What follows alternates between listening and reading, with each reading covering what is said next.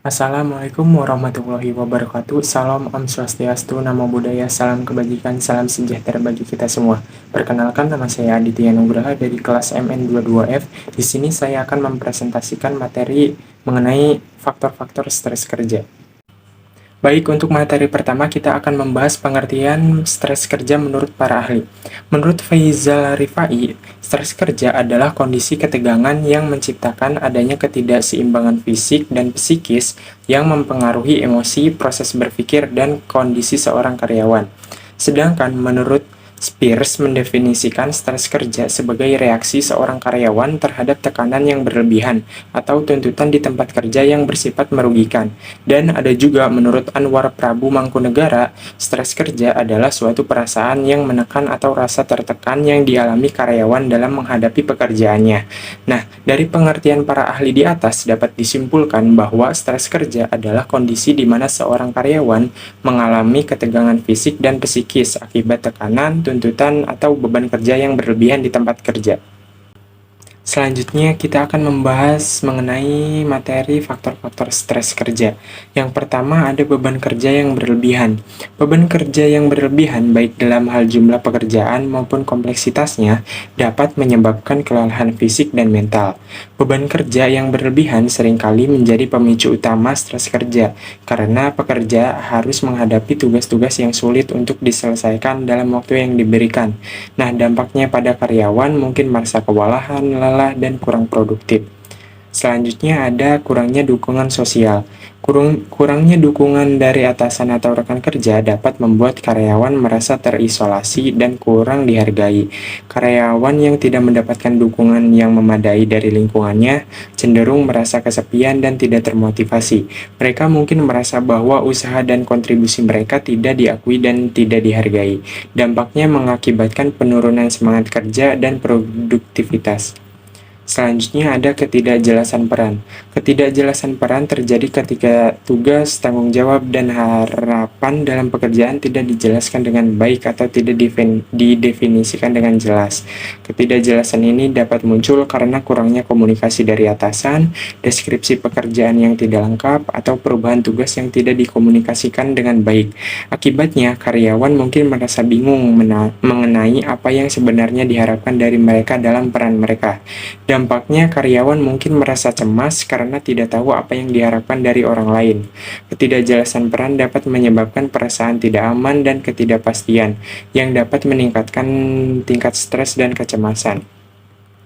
Selanjutnya ada kondisi kerja yang buruk. Kondisi kerja yang buruk merujuk pada berbagai aspek lingkungan kerja yang tidak memenuhi standar kenyamanan dan keselamatan. Contohnya kebisingan berlebihan, ventilasi yang buruk, temperatur yang tidak nyaman, dan kondisi tempat kerja yang tidak aman atau tidak higienis.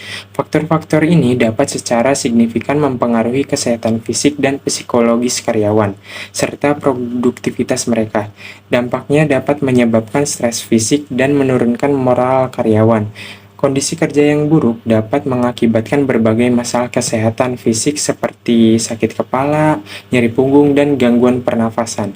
Selain itu, lingkungan yang tidak nyaman atau tidak aman dapat menyebabkan karyawan merasa tertekan dan kurangnya termotivasi, yang dapat berdampak pada moral dan kesejahteraan mereka. Selanjutnya yang kelima ada kurangnya kontrol. Kurangnya kontrol dalam konteks pekerjaan mengacu pada situasi di mana karyawan memiliki sedikit atau tidak ada pengaruh atas tugas, keputusan, dan jadwal mereka. Karyawan yang merasa tidak memiliki kendali terhadap pekerjaan mereka mungkin mengalami perasaan tidak berdaya dan terjebak dalam situasi yang tidak mereka inginkan. Nah, dampaknya dapat meningkatkan tingkat stres dan menurunkan kepuasan kerja. Karyawan yang merasa tidak memiliki kontrol atas pekerjaan mereka seringkali mengalami peningkatan tingkat stres karena mereka merasa tidak bisa mengatur atau memengaruhi aspek-aspek penting dari pekerjaan mereka, dan karyawan yang merasa tidak berdaya cenderung memiliki tingkat kepuasan kerja yang lebih rendah, yang dapat berdampak negatif pada kinerja dan loyalitas mereka terhadap perusahaan. Selanjutnya, yang keenam ada tuntutan waktu. Tekanan untuk memenuhi tenggat waktu yang ketat atau jam kerja yang panjang dapat menyebabkan stres yang signifikan. Ketika karyawan dihadapkan dengan tenggat waktu yang ketat, mereka mungkin merasa terdesak untuk menyelesaikan pekerjaan dengan cepat, yang dapat menimbulkan tekanan tambahan, meningkatkan stres kerja, serta menyebabkan kelelahan fisik dan mental. Karyawan mungkin merasa terbebani dengan jumlah pekerjaan yang harus diselesaikan dalam waktu yang terbatas, dan mereka tidak mampu mengelola tugas mereka dengan efektif. Nah, dampaknya karyawan mungkin mengalami kelelahan dan tekanan mental. Ketika karyawan dipaksa untuk bekerja di bawah tekanan terus-menerus, mereka lebih rentan terhadap kelelahan, baik secara fisik maupun mental. Kelelahan fisik dapat mempengaruhi kesehatan dan kinerja, sedangkan tekanan mental dapat mengarahkan pada gangguan psikologis seperti stres, kecemasan, dan depresi. Selanjutnya yang ketujuh ada perubahan organisasi. Perubahan besar seperti restrukturisasi, penggabungan, atau pengurangan karyawan dapat menimbulkan ketidakpastian di kalangan karyawan yang dapat menyebabkan rasa tidak aman mengenai stabilitas pekerjaan, ketakutan akan kehilangan pekerjaan, dan meningkatkan beban kerja bagi mereka yang tetap. Dampaknya, karyawan mungkin merasa cemas tentang masa depan pekerjaan mereka. Ketidakpastian yang disebabkan oleh perubahan organisasi dapat menimbulkan perasaan cemas, stres, dan ketidaknyamanan di antara karyawan. Mereka mungkin merasa tidak yakin tentang peran mereka di masa depan atau khawatir tentang kemungkinan kehilangan pekerjaan. Perubahan besar juga dapat mengganggu rutinitas sehari-hari dan menimbulkan perasaan kehilangan kontrol. Akibatnya, karyawan mungkin mengalami penurunan motivasi dan produktivitas serta peningkatan ketidakpuasan kerja. Yang terakhir ada masalah interpersonal. Masalah interpersonal dalam lingkungan kerja mengacu pada konflik atau ketegangan antara karyawan dan rekan kerja atau antara karyawan dan atasan. Konflik ini dapat timbul dari berbagai sumber, termasuk perbedaan kepribadian, komunikasi yang buruk, persaingan, atau ketidakkesepakatan tentang tugas dan tanggung jawab. Konflik dengan rekan kerja atau atasan dapat menciptakan lingkungan kerja yang tidak harmonis, yang pada gilirannya dapat menurunkan moral dan menciptakan suasana yang tidak nyaman. Selanjutnya kita akan membahas dampak-dampak stres kerja. Yang pertama ada kesehatan fisik. Stres kerja dapat menyebabkan berbagai masalah kesehatan fisik seperti sakit kepala, tekanan darah tinggi, dan gangguan tidur. Stres yang berkepanjangan juga dapat memperburuk kondisi kesehatan kronis seperti penyakit jantung, diabetes, dan gangguan pencernaan. Selain itu, stres yang tidak dikelola dengan baik dapat menurunkan sistem kekebalan tubuh, sehingga seseorang menjadi lebih rentan terhadap infeksi dan penyakit. Gejala fisik lainnya yang sering dialami akibat stres kerja termasuk nyeri otot, kelelahan kronis, serta gangguan pencernaan. Kurangnya waktu untuk beristirahat dan melakukan aktivitas fisik yang menyehatkan juga dapat memperparah kondisi kesehatan fisik, yang pada akhirnya dapat mengurangi produktivitas dan kualitas hidup secara keseluruhan. Yang kedua ada kesehatan mental. Stres kerja dapat memicu masalah kesehatan mental seperti kecemasan, depresi, dan kelelahan emosional. Selain itu, stres yang berkepanjangan seringkali mengakibatkan gangguan tidur seperti insomnia yang dapat memperburuk kondisi kesehatan mental. Gejala kecemasan yang disebabkan oleh tekanan di tempat kerja dapat mencakup rasa khawatir yang berlebihan, ketidakmampuan untuk bersantai, dan serangan panik. Depresi yang diakibatkan oleh stres kerja dapat mengurangi motivasi, menurunkan harga diri, dan menyebabkan perasaan putus asa yang mendalam.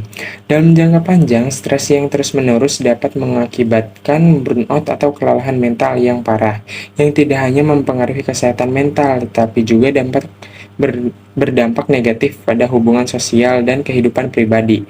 Selain itu, stres kerja yang berkepanjangan dapat meningkatkan risiko gangguan kesehatan mental yang lebih serius, seperti gangguan stres pasca trauma dan gangguan kecemasan umum.